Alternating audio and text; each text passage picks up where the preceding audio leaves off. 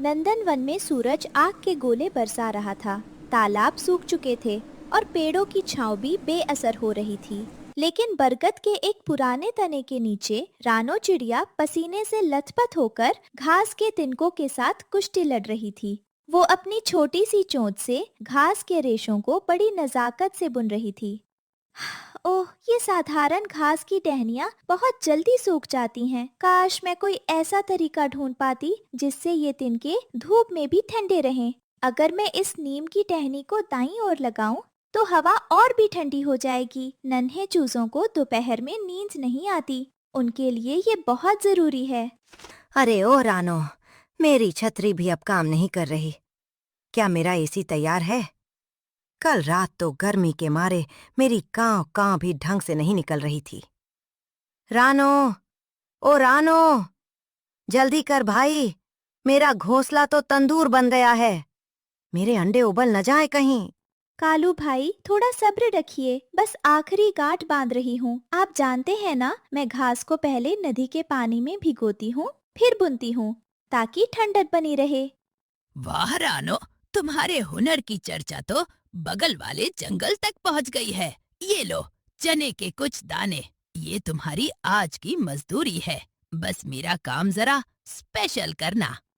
मिट्टू भाई, आप सभी मेरे परिवार जैसे हैं। मेहनत मेरी है, पर बरकत आप सबकी दुआओं में है। जंगल के सबसे ऊंचे और सूखे पहाड़ पर भुल्ला चील रहता था। उसके दिल में दया नाम की कोई चीज नहीं थी। वो अपनी दूरबीन जैसी आंखों से रानो की लोकप्रियता देख रहा था। सब खुश हैं, सब रानो रानो जप रहे हैं। मैं इस जंगल का राजा हूँ और राजा को कोई नहीं पूछता। रानो, तेरी ये छोटी सी चोंच मेरे अहंकार को चुनौती दे रही है। आज रात मैं तेरी इस ठंडी दुनिया में आग लगा दूंगा। ये छोटी सी चिड़िया, इसकी इतनी हिम्मत कि पूरे जंगल को ठंडा रखे। अगर ये पक्षी चैन से सोएंगे तो मेरे डर का साम्राज्य कैसे चलेगा? रात का सन्नाटा छाया हुआ था। भुल्ला चील ने अपनी नुकीली चोंच और फौलादी पंजों से उन सभी एसी को नोचना शुरू कर दिया, जिन्हें रानो ने हफ्तों की मेहनत से बनाया था। लो, अब करो ठंडी हवा का आनंद। कल जब सूरज उगेगा तो रानो के आंसुओं से ये सूखी घास भीग जाएगी। हा हा हा। अगली सुबह जब सूरज की पहली किरण रानो के घर पड़ी, तो वो खुशी खुशी उठी। लेकिन सामने का नजारा देखकर उसके पैरों तले जमीन खिसक गई। चारों तरफ सूखी घास के चीथड़े उड़े हुए थे। नहीं, मेरी मेहनत, मेरा सब कुछ लुट गया। हे भगवान, मैंने किसका क्या बिगाड़ा था? ये क्या तमाशा है रानो? मेरा एसी कहाँ है? कालू भाई, किसी ने रात को सब बर्बाद कर दिया। देखिए, सब टूटा पड़ा है। झूठ, सरासर झूठ। लगता है तुमने हमारा अनाज खा लिया और अब काम न करने का बहाना बना रही हो। हमें बेवकूफ मत समझो। हाँ रानो, हम सब ने तुम्हें अपनी जमा पूंजी दी थी। या तो हमें अभी के अभी नए एसी दो, या हमारा सारा अनाज और पैसे वापस करो। पर मेरे पास अभी कुछ नहीं है, मैं कहाँ से दूंगी? मुझे थोड़ा समय दीजिए, मैं फिर से बना दूंगी। समय? बाहर लू चल रही है। अगर आज शाम तक हमारे घोंसले ठंडे नहीं हुए तो हम तुम्हें इस जंगल से धक्के मार कर निकाल देंगे, धोखेबाज कहीं की। सब पक्षी चिल्लाते हुए चले गए। रानो वहीं धूल में बैठ गई और जोर जोर से रोने लगी। उसे अपनी गरीबी और लाचारी पर तरस आ रहा था। रानो की सिसकियां हवाओं में गूंज रही थी।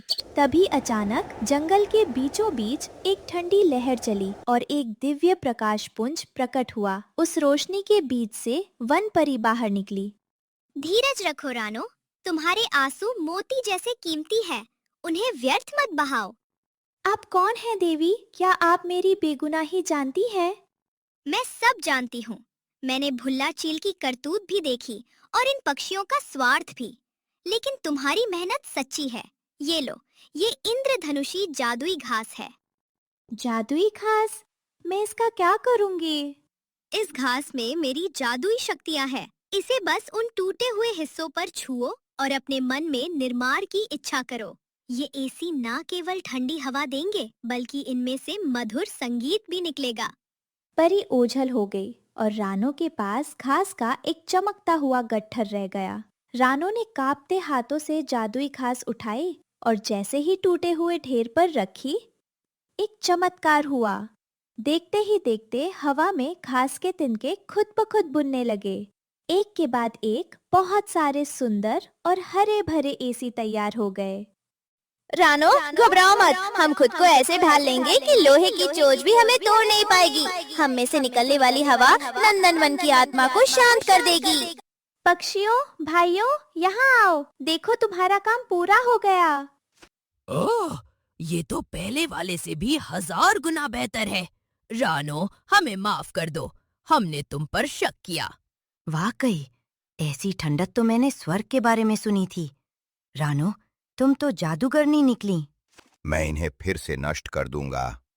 जैसे ही उसने जादुई एसी को छूने की कोशिश की, एक तेज हरी रोशनी निकली और भुल्ला को जोरदार झटका लगा। वो दूर झाड़ियों में जा गिरा और उसके सारे पंख झुलस गए। बचाओ, मुझे माफ कर दो। अब मैं कभी किसी का बुरा नहीं करूंगा। पूरे जंगल में जश्न का माहौल था। रानो अब गरीब नहीं रही थी, क्योंकि पक्षियों ने उसे ढेर सारा उपहार और अनाज दिया। धन्यवाद परिमा, आज मुझे समझ आया कि जो दूसरों का भला चाहता है, ईश्वर खुद उसकी ढाल बनकर खड़ा होता है। अब नंदनवन में गर्मी का डर नहीं था, क्योंकि रानो की जादुई घास और उसकी अटूट मेहनत ने हर घोंसले को खुशियों का महल बना दिया था।